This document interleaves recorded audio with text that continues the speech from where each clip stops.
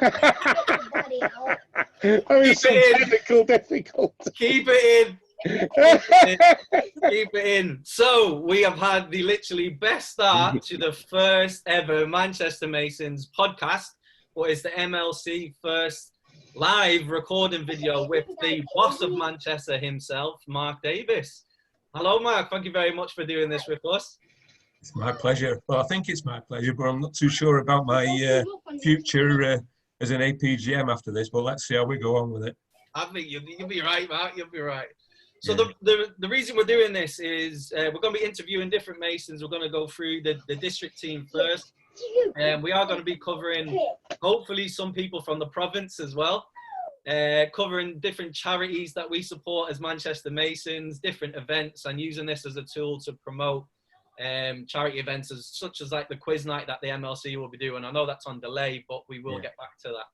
Yeah. So the first thing we want to set off, the first question ever to yourself, Mark, as well as welcome you to the first ever Manchester Masons podcast, is tell us more about Mark Davis, your profession, hobbies and interests, favorite movies and songs. Let us know a bit about you.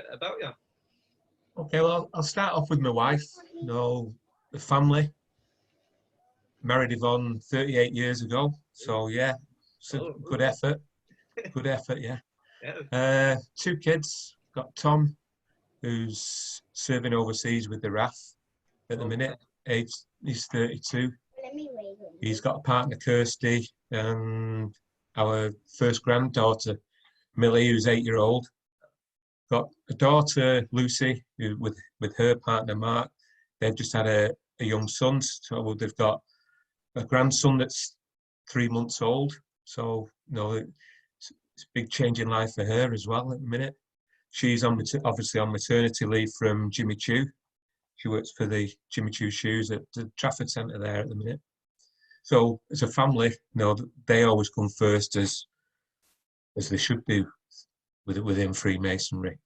But in terms of my profession, as a 16-year-old, I fell into insurance, having left school with 2 O levels. One of them was metalwork. I can see the link there. Yeah. So yeah, I fell into insurance, as most people do. Nobody sees insurance as a profession. But yeah, I fell into it as a 16-year-old down on Oxford Road there at the old Refuge Insurance, which is now the old Refuge Hotel. So that was where I started work as a 16-year-old back in '77. So yeah, I started there, moved on to another old insurance name, which was the Cornhill, which some of the older brethren will remember from the sponsor of the test matches going back in the 80s. So I did 6 or 7 years at the Cornhill, and then saw the other side of insurance, joined a brokerage in Hyde, 1-man, 2-man band. There was only 3 of us when we joined there, so it was a bit of a punt, bit of a gamble at the time. As mid-20s. Fortunately, I hadn't got kids at that point. So yeah, it was a gamble that was worth taking. Yeah. And stayed there for the rest of my career. For my sins, I actually retired from business on Friday the 20th of March, which was the Friday before the lockdown. So I never did have a sense of timing. That's perfect timing. Well, it is in some respects, because it's got me out of work. I've not had to go through all the pain of sort of working from home as an insurance broker, which I'd never done in all my life. But, yeah, as an insurance broker, it gave me the ability to be able to develop my Freemasonry. And as an owner of the business, I was a director since '89. So from a 1-man, 2-man band, when I retired, I think we had 29 staff when I retired, as I say, through a month ago. So it gave me the great opportunity to be able to develop my Freemasonry and the freedom to be able to develop my Freemasonry. But I've not had a 9-to-5 job that sometimes I know it's restricted for some of the guys to get there on time. But yeah, I've always been able to manage it through my own business. So yeah, it's been a long journey. I've done, like I said, 42 years in insurance, and a long time. Yeah, the opportunities came along to get out, and yeah, I'm out. So Took it. One of the great comments you said over email was, "This is the longest time you've had without wearing a tie, Mark." yeah, it is. Yeah, it is. Since as a 16-year-old, I've always worn a shirt and a tie, whether that's through business or masonically. And I think, like I say, from the 20th of March, I've not had to put a shirt and tie. I think this is the first time I put a shirt on. I Never know, mind same a shirt here, and tie. man. Yeah. So yeah, I can't complain. Just to go back, you said your son was is serving in the RAF, which is brilliant. I love the RAF and military. I noticed on one of the posts on Facebook, you said you were in the ATC yourself and flew some gliders, right? Yeah. Well, that was through. I went to Audenshaw Grammar School, and they had a combined cadet force attached to the school, which gave me the opportunity to regular flights over at Woodvale there at Southport in the old Chipmunks. Just before I finished school, because I didn't get enough O levels to go into the A level stream, I got the opportunity to go up to Arbroath and did 3 solo flights there I think we were there for 10 days, which was a great experience, and has lived with me ever since. Yeah, I've got it here. It was the open cockpit Sedgebirds. Is that correct? Yeah, Sedgebirds. Yeah. They used to winch you up to 1,000 feet, and then you're on your own. But off you go. It's a fantastic experience. Like I say, because they're open topped as well. You know, you're not enclosed, so you've got the wind whistling, and you're on the coast as well at Arbroath there. So it was quite hairy at times with the wind. But yeah, it was a great experience, and something probably a bit frustrated I didn't follow it through, to be honest. A bit more flying and a bit more gliding. How old were you when you done the solo? 16. 16. Did you get your gold wings? I know. Yeah. Oh, very nice. Yeah, so yeah, it was a great experience. And like I said, my lad's in the RAF now, and I think if I'd have done it decent enough at school, I would have gone into the RAF. You know, that would have been my route to work in life. But because I flunked me O levels, you know, it was needs well, must. You've employed 29 people, Mark, so you're done all right there. Oh, cheers. Yeah, you're doing well, very well. I've got him. I don't know if Darren's in, but I did send him the photo. I would like to put that up, actually. I don't know if Darren's in. I have sent him, so if we can show that, Darren. If not, I can get it up on my phone. This was the photo of Mark in the ATC Squadron. Yeah, that was down at RAF Cologne. And that had a background. They had a Jaguars. They had a squadron of Jaguars at the time, and Cologne was also a big Hercules base. You know, the old Hercules. Yeah, big plane. Yeah, Cologne's. I don't think it's operational anymore. They combined it with RAF Lynham, where the Hercules moved to. But yeah, like I say, we went up to Lossiemouth, Cologne Valley. You know, some great RAF bases with the cadets, and it was great experiences. Well, just so everyone knows who's watching, I did actually manage to guess you right, Mark. I don't know. This is the APGM right here. Yeah, that's the one. That's the one. I've circled you there. Fresh face youngster there, yeah. Fresh face youngster. Yeah. Well, yeah, no, that's brilliant. So bringing that, it's good to know a little bit more about you, Mark, as well. But what do you do as a APGM then? What is your role? I suppose the handbook will say I'm supposed to be a leader of men. I'm responsible for the management, the running, and the development of the 2 districts within Manchester. Fortunately for myself, I was able to. Here he comes. I was fortunate to have 12 months at Salford, which was great grounding, and they were a great team at Salford there. But as an APGM, yeah, I think the responsibilities to the districts, to the development of Freemasonry within Manchester, but also, you know, I've got responsibilities to the PGM as well, the Provincial Grand Master, you know, in supporting him. You know, yesterday we should have been at Great Queen Street for Grand Lodge investiture. We would have all been down there yesterday for the guys that got appointed and promoted yesterday.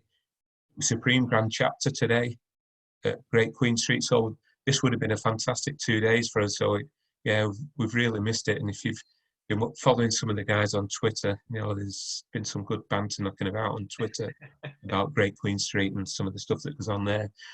So yeah, in terms of supporting the provincial Grand Master, you know, when he's going to neighbouring districts, neighbouring provinces, you know, for their annual meetings, we're expected to support him there. Obviously sit on his cabinet, which meets on a quarterly basis, you know, where I'm effectively feeding back the development and any issues we've got at Manchester.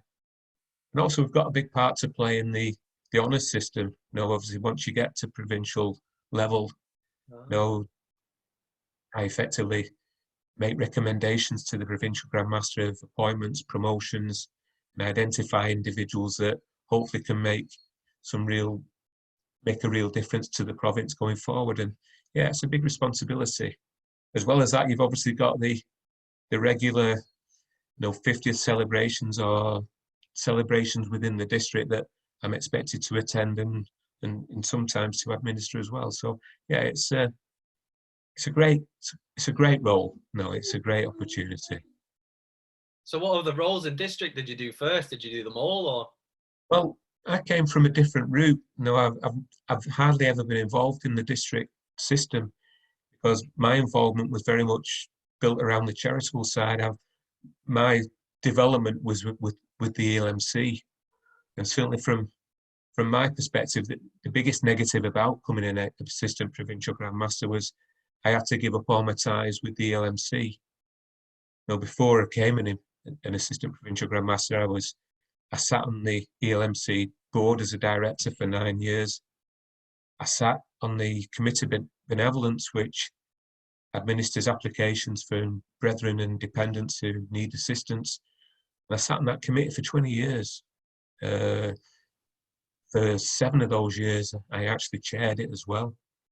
I sat on the grants committee, the grant making committee for the last 5 or 6 years as well. So all that had to stop the minute I came at APGM because the LMC is a registered charity and the Charities Commission are desperate to see that there's 2 distinct entities in that you've got the ELMC and you've got the province.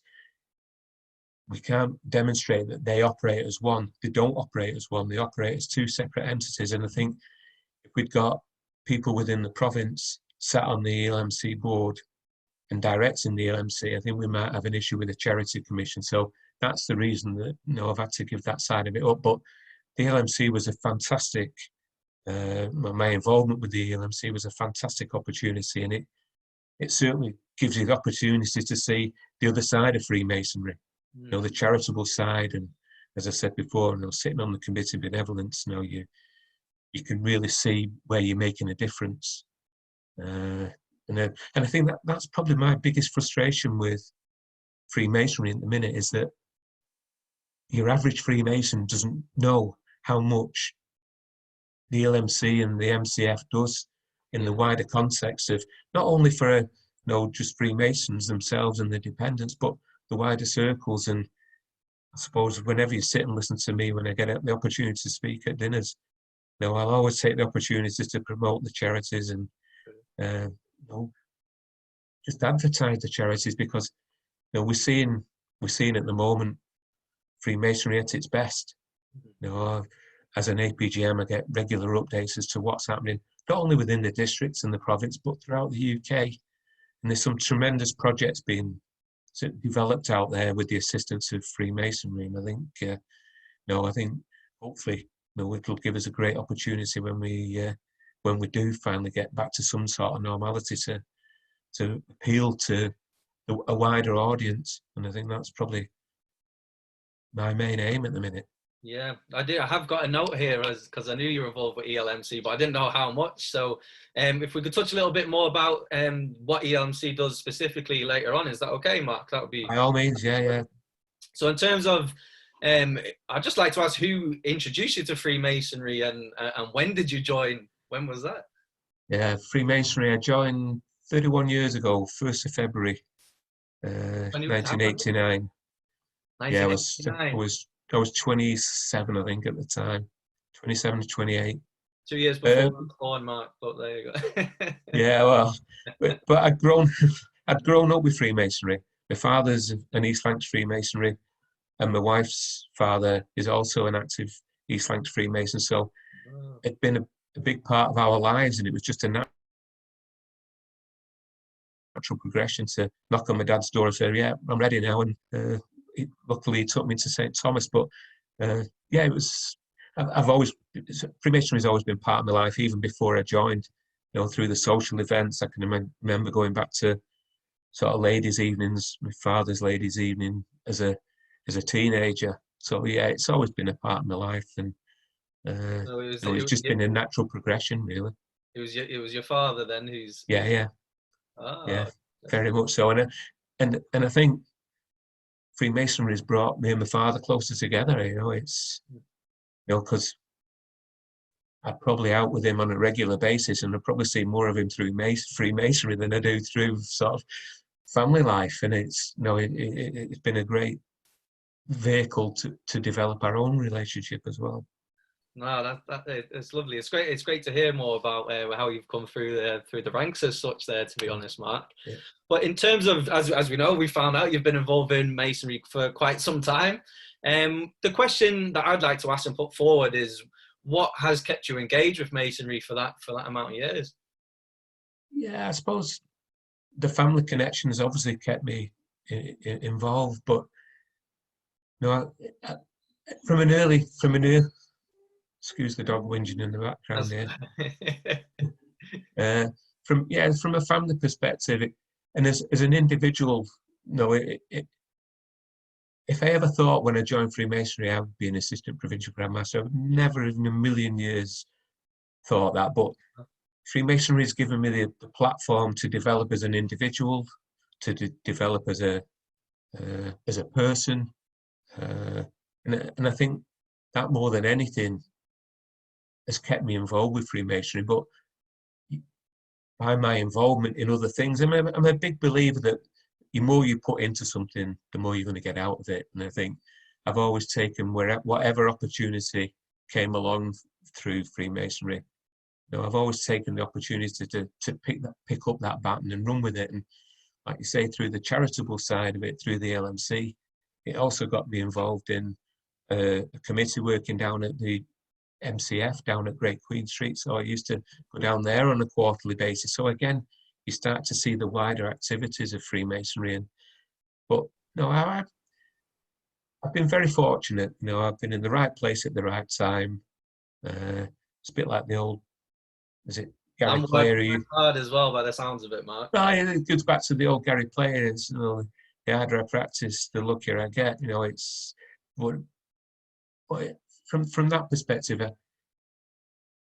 Freemasonry's done a lot for me, and I'd like to think that I've given quite a bit back as well. But as I say, it's developed me as an individual more than anything. The thought of getting up in front of people, talking in front of 60, 70, in some cases over 100 people, and having to talk to people, it's a massive, massive issue. It has been a big issue for me, and it doesn't come naturally. You see some people that get up and speak, and it just comes natural to them. You look at people like someone like Martin Roach. It just, whenever he gets on his feet, he's entertaining. He's got something to say, but it doesn't come easy. He's got to work at that, and I think you aspire to that over a period of time. And I think the more you do it, the more you become comfortable with it. Yeah, I've seen some great speakers over the meetings and dinners I've been to. But I've seen you speak to quite a large group. I think it was the last 50th we were at, I think. Yeah, I think when we were at Charles Freeze's 50th, there was about 120 there. It was, I was well out of my comfort zone there, that was for sure, yeah. You've done good. But speaking of what kept you engaged in Masonry, what's keeping you engaged, or what are you doing to keep yourself occupied during this isolation period then, as well as being retired, Mark? You've got loads of time. Well, I suppose that's helped in a way, because I've geared myself up over perhaps the last 18 months, 2 years, to be in a sort of situation where I'm going to have time on my hands. We moved house about 18 months ago, and the house we bought was was always going to be a bit of a project. It had been unoccupied for a couple of years. So, I like to get involved and do a bit myself. So room by room, we've gone straight through the house. We've still got a little bit to do. And the plan for the summer was to get outside and create some sort of decent areas for us to spend some time outside. But yeah, today I've been painting a new staircase that we put in. So yeah, the house has taken up quite a bit of time. And in fairness, the days have been going so quick. I'm still having to do a bit as an APGM. I've still got quite a bit of admin to do, because there's still quite a lot going on out there. And so David's working hard with this, the regional group and the applications that are coming through there for his financial support. So I've had quite a bit of involvement with that, which has been great. But yeah, coupled with that, the house and the dogs have never even walked so far. So yeah, it's been great. How many? 3 or 4 dogs? How many dogs you got? Yeah, I've got 3 at the minute. I've got 2 deerhounds, which I've bred myself. And I've got a little young whippet that keeps us all on our toes at the minute. But yeah, the dogs have been a big part of my life, really. It's, like I say, I've bred and shown them as well at quite a high level as well throughout my life. So yeah, did you get any ribbons? Hopefully we're going to do a bit more of that once I've got the house sorted as well. Did you get any ribbons? Did the dog take some home? Oh yeah, I mean, we've shown at Crufts a few years, and we've done all right there. We've done well at the breed shows. Yeah, if anybody wants to have a look at what a deerhound looks like, have a look on the website marivon.co.uk. Yeah, that's my own website. That's my kennel name, Marivon, Marivon. So if you have a look on the website, anybody who knows me, you'll see my email address is mark@marivon.co.uk. That's my own kennel name. So that's where the Marivon comes from. That's brilliant. I don't know if Daz is listening in at the same time, so we might get a picture of some of the dogs up there if we can. But so there's some great memories there with the dogs and doing the shows. I didn't know that, to be honest. That's brilliant. But well, yeah, I mean, the breeding side of it is an interest as well. You don't just get 2 dogs, put them together, and hope something comes out of it. No, you're following the bloodlines, and it really is interesting. And the show side of it as well, it's as much a social side. I tend to do more of the northern shows, Scotland and that type of stuff with this. Oh, real? No. They're a Scottish breed as well, so we have some good cracks. I enjoy the outdoor life. We're still camping, and anybody who's seen me turn up at Masonic meetings in my Volkswagen camper van, which raises a few eyebrows at when I turn up at some of the Masonic calls. It's not your average APGM vehicle. It's a Volkswagen transporter van. But it's a great interest, and it gets me out in the fresh air, which I enjoy. I've seen the van parked up at Manchester Hall, actually. Yeah. So I've seen the van. Your dogs are there as well. Are they your dogs, Matt? Yeah, those are the 2. Those are the 2 I've got at the minute on the beach up at Northumberland there. But yeah. So in terms of that's brilliant memories of the dog shows, but what is your favourite memory of Freemasonry? And I know you mentioned this on a post I done on MLC actually, but I'm interested to see what your biggest memory, your favourite memory is. Favourite memory, yeah. I suppose the favourite memory was my father was installed in the chair of Provincial Grand Stewards Lodge, which is in East Lancs. To become a provincial steward, that if you've got an acting office as a provincial grand steward, you've done good. And luckily, the year I was appointed as steward, my father was installed in the chair of this Provincial Grand Stewards Lodge 8408. And at the time, as I say, I'd just been appointed as steward, so I joined the lodge, and it gave me the opportunity to actually do the address to the master. So obviously the master being my father in the chair in front of 100 and odd people all dressed in maroon, because when you go to Provincial Grand Steward Lodge, you all wear your steward's regalia. So it's a fantastic sight to go in that Derby Lodge room and seeing everybody wearing maroon regalia. But yeah, that was a special moment. And I suppose the other one, again involving my father, he celebrated 50 years in Freemasonry probably about 5 or 6 years ago, and I did the tribute to him in the lodge. It got a bit emotional, as Yeah, it tends to do when I start talking about my father and start talking about myself. I'm quite an emotional guy, and yeah, I definitely lost it that day. It was, but yeah, no, some great memories. I mean, I've been involved in Freemasonry for over 30 years. I'm going to have some great memories, and I've got some great personal memories as well. And obviously, to become a Grand Lodge officer, to become, and my other one at the minute is I'm an acting Grand Steward in the Mark, which until June. Currently, yeah, I got appointed last June, and again, that's gave me the opportunity to work on the floor at Great Queen Street, at Grand Lodge in the Mark degree. Again, in front of over 1,000 people. It's been a great opportunity. It's a great accolade, and one that will sort of live in my memory for a long time. So yeah, it's I've had some great memories. I've been very, very fortunate, in terms of, as I say, I've been in the right place at the right time. But it's done me great. Oh, there's some brilliant memories, and something for us all to inspire to be honest, because it's nice to hear the progression and how you've done it all. It's definitely something to be proud of, and it's really nice to hear stories like that as well. So thanks for sharing it with us. No, it's fine. I think I've seen a picture, where there was 3 people in I think an apron where it said Grand Stewards. Yeah, were you on a train or something? Oh yeah. Yeah, in the Mark degree, when you become a Grand Steward, you effectively have to look after the East Lancashire Brethren on the quarterly train meetings. So myself and there's a guy called Kevin Reaney who have been acting stewards this year. So whenever there's a Grand Mark meeting and the Brethren from East Lancs go down there, we've got to supply the food and drink for the East Lancs Brethren in the aprons. So you can imagine the amount of gin and whiskey that goes through, from sort of 10:30 in the morning, they're straight on it. And we've also got to supply a packed lunch. So yeah, it's a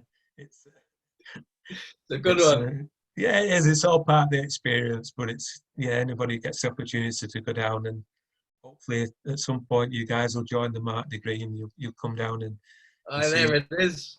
We've got it. Yeah. Well, that's Kevin that's there with me, with myself and Tracy. Tracy works for Virgin, or she works for Avanti Rail. She helps us do all the, because sometimes we can have up to 80, 90 East Lancs Brethren going down there to Grand Lodge. So it's not an easy task, it's, you don't get a chance for a drink yourself, but we've done all right this year. Well, that leads us perfectly on to the next question. What we'd like to ask is, what is the funniest moment you can remember? Is there any stories you can tell us? Yeah, well, one of the funniest stories. Yeah, I'm hesitant because I'm not too sure whether it's a bit too risque to put on, but I'll go with it anyway. When I was an acting warden, when Sir David was first appointed, I was an acting warden of the province, and we went to a bicentenary up in Burnley. And because it was a bicentenary, it's a 200th, it's a special occasion. The senior Grand Warden from England came up along with one of the Grand DCs, to take the chair and preside during the evening. At the rehearsal, we've got the Grand DC coming in and saying, outside the door of the lodge, we've got the Right Honourable. This guy must have had about 7 names. It was a real haughty talk. Country gent. And the guy who was acting as the organist, the provincial organist, I won't tell you his name, returned to the senior warden. And like I said, the DC came in, he said, outside the door of the lodge, I've got blah, blah, blah, blah, blah. And the organist turned to the senior warden, because they're obviously sat next to each other. He says, what an effing name that is. And the DC turned round and gave him this stare. But luckily it was the rehearsal, and it was just, you have to be there to be appreciated, but it was just so funny. Everybody in the lodge room just cracked up laughing. Had a good laugh. Yeah, it's a fun time to be a warden. No, thanks for sharing it with us. I'm glad you did, Mark. There, it's nice to hear. It was a. You have to be there to appreciate it, but yeah, it was a special moment. Oh, fine. So being the boss of Manchester Masons, as far as I'm concerned, you're the number one of Manchester. We'd like to have this opportunity to ask, what initiatives are Manchester Masons trying to push at the minute? It's difficult to push anything at the moment. Oh, there is I think, that. no, during these difficult times, I think the biggest issue we've got at the minute is communication and promoting communication and trying to get people to communicate with the wider circles. No, obviously, the elder brethren are tending to struggle with IT, so it's not a case of just using the social media platforms. We've got to be able to develop communication methods, even just picking up the old dog and bone, you know, pick up the phone, give them a call. But no, beyond that, I was very fortunate when I came into Manchester in that I've inherited two relatively experienced district teams. You know, my predecessor was your brother Chris Welton. You know, it developed a number of initiatives which have been followed through. You know, you've seen yourself through the MLC. Yeah. You know, it's become an integral part of the Manchester scene now, and one that I'm keen to promote and develop further. Recruitment is always an issue, and I think no, that will be probably always be the top of the list for initiatives. You know, looking at ways of promoting and developing recruitment, and hopefully, you know, with some of the activities that are going on just at this moment in time, recruitment will come relatively easy by purely the fact of being able to advertise what we're doing during these difficult times. And I think, no, I'm keen to develop the initiatives that, like I say, that were already in place when I've come along. I've not come up with any new initiatives, but you know, the Manchester Masons website's been redeveloped. You know, we're hoping to develop that over the next couple of months to make it a bit more interactive, a bit more, you know, as an advertising tool for recruitment. So yeah, it's very difficult to look forward just at the moment because it's difficult to plan anything under these present circumstances. And I think, no, but I can't wait to get going again. Yeah, I think if I'm correct in saying, I know there was some money released from MCF, and each province got a bit of funding. Is there anything Manchester Masons are doing to get involved with that, with the COVID-19 fund or ELMC?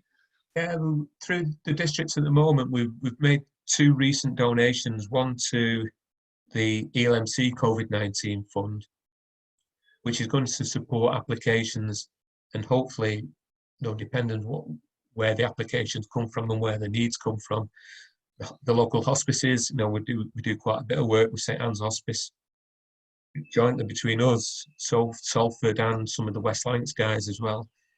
We've also donated £500 to I can't remember the guy's name, up in Bury. I think he's a Bury Freemason who's making the visors, you know, the DV Birch. So I think we donated £500 through his crowdfunding facility.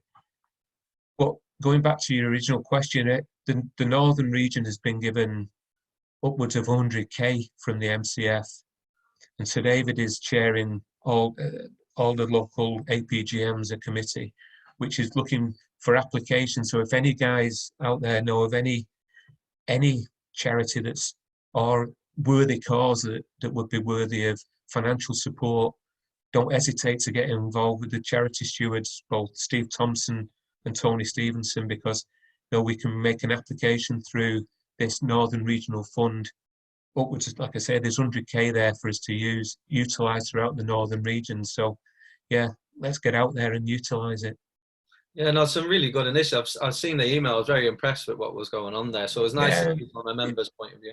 Yeah, if you have a look through the PGL EL website, the East Lancs Together hashtag that everybody's using on Twitter, if you look at that on the website, you'll see a lot of the initiatives that are getting support there. And then there's food banks getting support. There's a guy who's bought an ambulance that's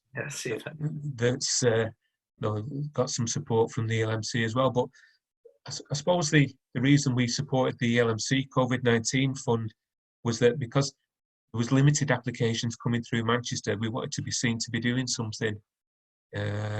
And I think because of the guidelines and the systems that are already in place through the LMC, they'll make sure that whatever monies are presented through that fund get used in a proper manner, and we're able to validate where the money's going and make sure it's used in a proper way.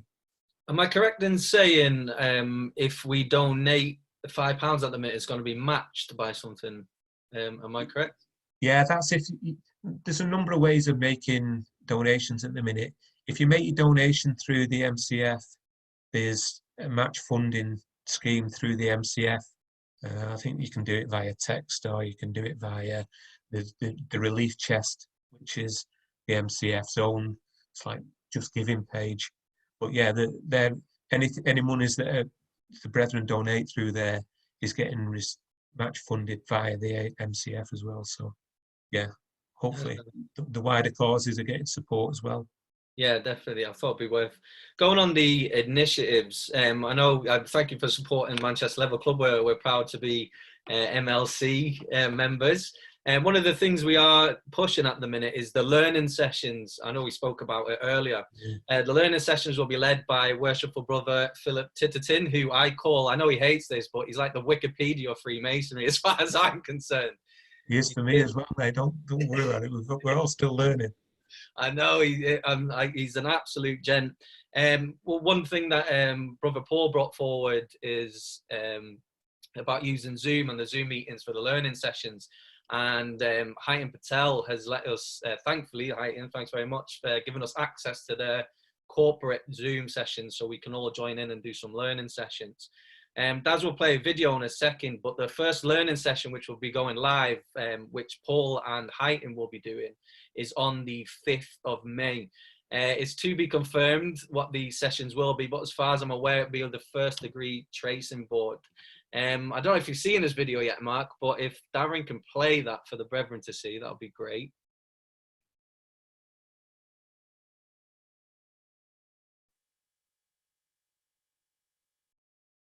Don't think we have sound because of his mic, but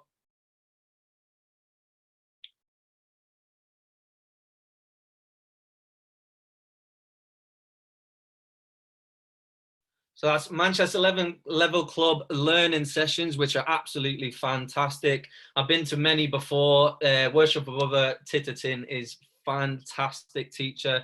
I have learned a lot from him. So just while we're on the podcast there, we thought we'd push that out as well, Marcus. So I hope you forgive us for that. No forgive needed. I mean, I'm supportive all the way with it, mate. Having seen what you did at the Felicity Lodge, which was a fantastic night, you know, not only for Felicity Lodge but for the MLC as well, for the way that they supported it. It was great to see you guys, and you know, it was a real eye opener for me to be able to see how much effort, you know, the junior brethren have put into. Because I remember being a light blue myself. I mean, you guys have not even master mason yet yourself. So I'm only second. That's what I'm saying. I mean, the one good thing about this lockdown is that hopefully I'll be able to see you third at this point. You know, whenever it does happen. I don't think I have any excuse to get a word wrong. No, no, you're not. But having said that, the guys at Felicity, the way they put together that evening, no, it really was a tremendous evening and a great flagship for Manchester Masonry. It was an honour to be there and to be part of it. I only had a small session, but I have to agree the brethren who delivered the floor were absolutely outstanding. So even for me, I only had a little bit at the start, but sitting back to watch what they delivered was it was really. Yeah, let's do more of it. Yeah, 100%. Yeah, do you hear that, Philip and Darren Fletcher? Darren obviously is our chairman of the MLC, doing an outstanding job. Just to give him a mention there as well. So thank you very much, Brother Fletcher, for everything that you're doing for us. Just to go on to another question, Mark. You mentioned Mark as well, Mark, about side, or are you in any other orders? And if I can ask, what is your favourite one? Alternative orders. Don't call them side orders. Sorry, correction. Yeah, no, I've fallen into that trap as well. Yeah, I'm in quite a few, to be honest, but I always took the opportunity whenever I went through the chair of a particular order, I then joined another. So the one thing I would say to the guys is don't accumulate alternative orders until you you've developed your own knowledge within Freemasonry, because it loses its impetus. And like I say, I've always joined a different order the minute I've gone through the chair. Now, when I went through the chair and the craft, I joined the Royal Arch. When I went through the first principles in the Royal Arch, I joined the Mark degree. So yeah, I'm in Rose Croix, I'm in Allied, I'm in Royal Arch Mariners, I'm in Secret Monitor. So yeah, it's well, don't rush into them. That's the thing I would say. You'll know when the time's right. Yeah. Or your mentor should anyway. Yeah. And always promote the Royal Arch as, Okay. as your next step. Nicely done. Thanks, Mark. Nicely done. So as we heard before, you're massively involved with ELMC. Great to hear. I didn't know. I knew you had a big involvement, but I didn't realise how much involved you were. So that's a lot of years behind your belt there. So that's really good. Well, like I said, that was my alternative route to Grand Rank rather than through the district system. You know, it's done me proud, and I've thoroughly enjoyed it as well. And you know, spending. Sorry, I've just got one of the dogs. That's all right. Hey, what's his name? This is Sonny. Oh, Sonny. Oh, yeah, Sonny. Just go out. Give me a minute. Let me get rid of them. You wanted a guest appearance. Yeah. Sorry about that. That's all right. Just bear with me 1 minute. Let me just kick her out. No worries. Sonny. I better not. Well, there, just to go on while Mark's doing that, again, learning session on the 5th of May, Philip Titterton. Thank you very much. Make sure you're on that. Just to go on, for a question on the ELMC, Mark, is what charities are the ELMC supporting that you'd like to mention?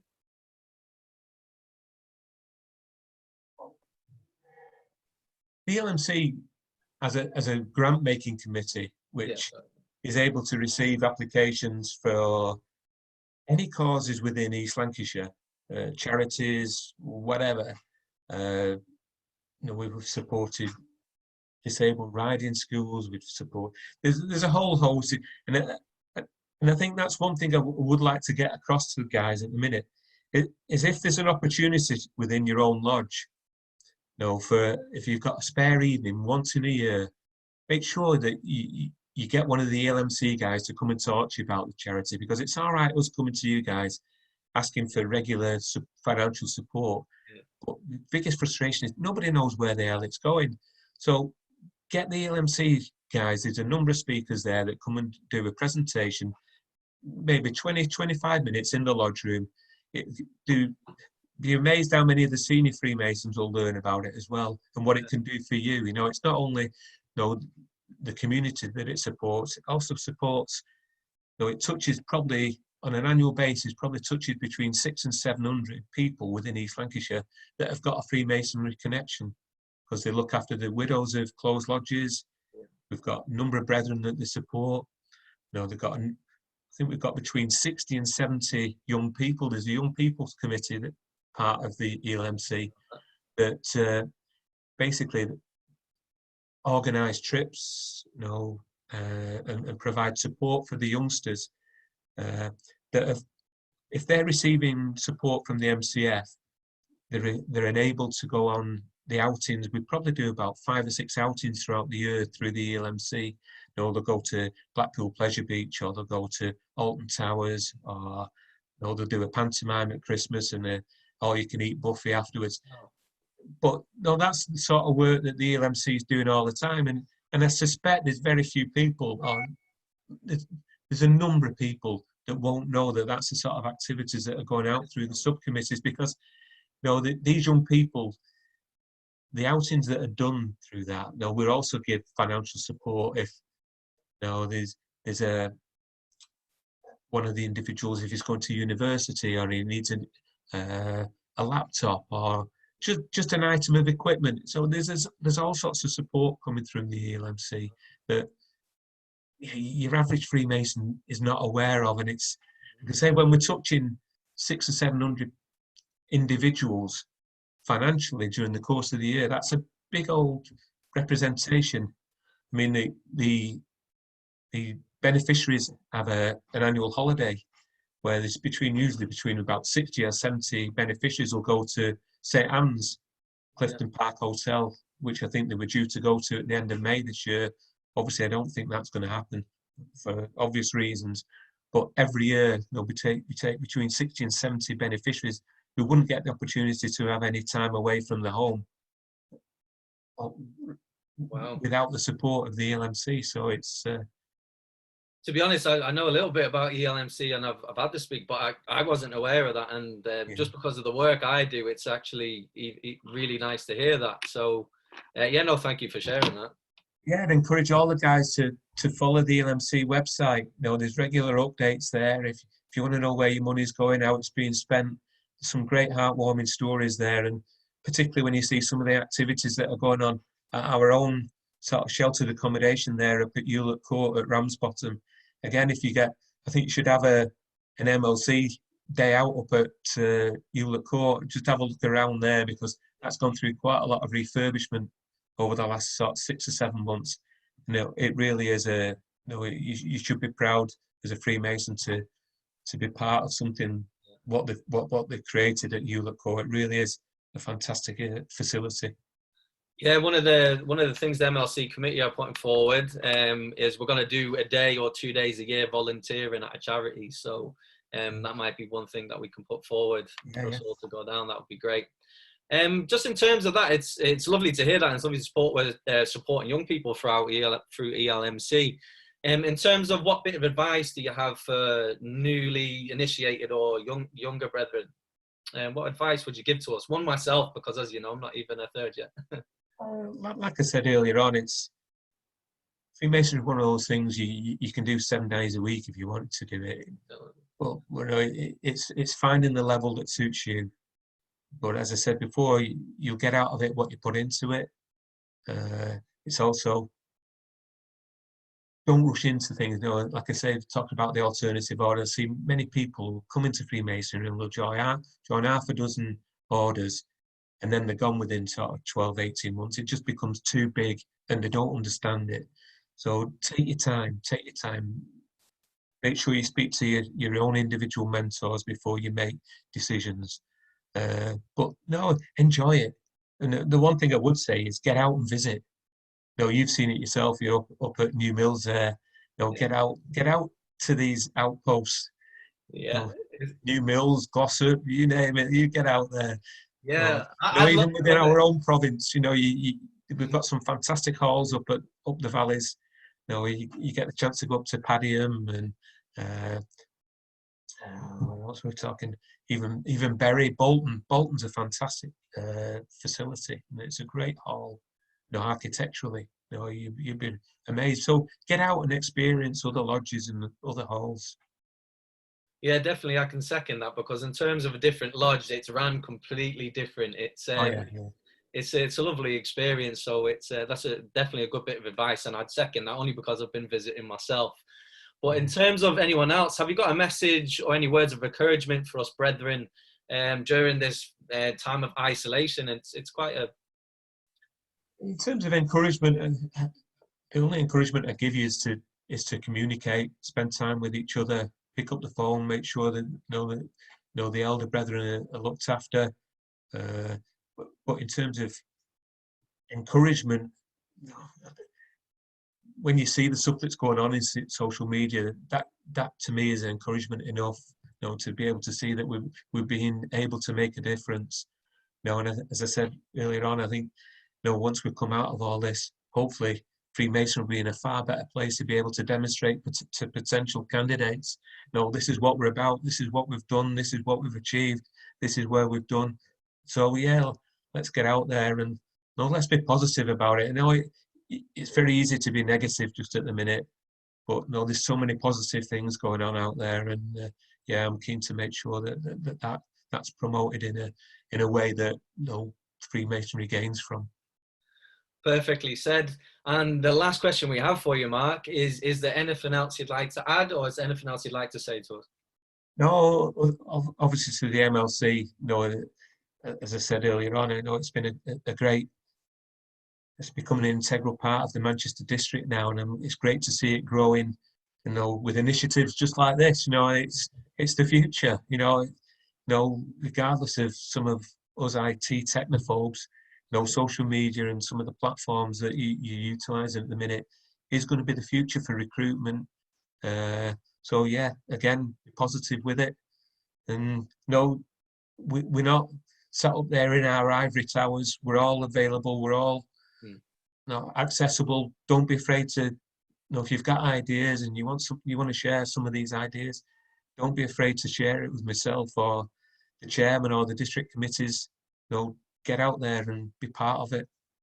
Definitely. And if we can have our MLC chairman back on camera, that would be great just before we go. Is he there, Dad? Hey! Here he is. My kids have been screaming. That's why I muted myself and put my picture on. So I didn't want any distraction. Well, between your kids and my dogs. Yeah, no, my kids are a lot worse, I can assure you. Well, as MLC chairman, Daz, is there anything you'd like to say just to sign us off? No, I just want to thank Mark for giving this interview. It's been very, very endearing, very giving us an idea into the mindset of an APGM. Thanks for doing it, Mark. No problem at all. Like I say, I'm accessible. I'm not sat there in my ivory tower. If anyone wants to pick up the phone, email, you name it, I'm there for you guys. So yeah, I might be there sat at the top, but at the end of the day, you're the guys that are doing all the legwork for me. So I really appreciate it. Oh, thank you very much, Mark. And I think that was a great first Manchester Masons podcast, even though we're live on Zoom, but there we go. So Mark, just again, as we sign off, thank you so much for your time. Thank you for speaking with us. Absolutely brilliant to hear everything that you've done. And I've learned a lot, actually. So thank you from myself personally. So in terms of that, it's a sign off for the first Manchester Masons podcast. Cheers, guys. Cheers, Mark. Thank you.